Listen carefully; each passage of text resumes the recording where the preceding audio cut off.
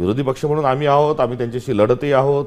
आता आमच्यातले माणसं जे फोडतात आहे, म्हणजे बस बघा गंमत, म्हणजे काँग्रेसची भारतीय जनता पक्षाचे दोन जे अजेंडा होता आहेत, एक होता काँग्रेसमुक्त भारत करणे आणि दुसरा होता 100% भारतीय जनता पक्ष करणे.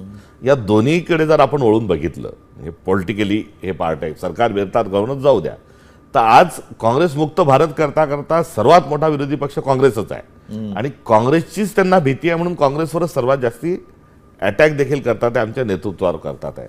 याचा परिणाम असा झाला की काँग्रेसमुक्त भारत करण्याच्या नादात आता मुख्यमंत्र्यांनी आणि प्रधानमंत्र्यांनी जर भाषण करताना मागे वळून जर स्टेजवर बघितलं तर भारतीय जनता पक्षच किती काँग्रेसयुक्त झालेली आहे हे त्यांच्या लक्षात येईल. त्यामुळे तिथे हा त्यांचा पण तुम्हाला मान्य आहे म्हणजे भाजप काँग्रेसमय झालेली आहे असं तुम्ही पण मान्य करताय?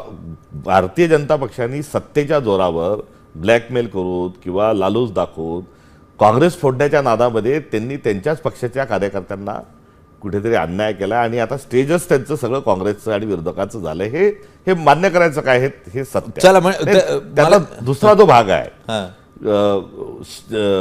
आणि 100% भाजप म्हणजे काँग्रेस मुक्तही केल्या गेल्या नाही, 100%ही केल्या गेल्या नाही.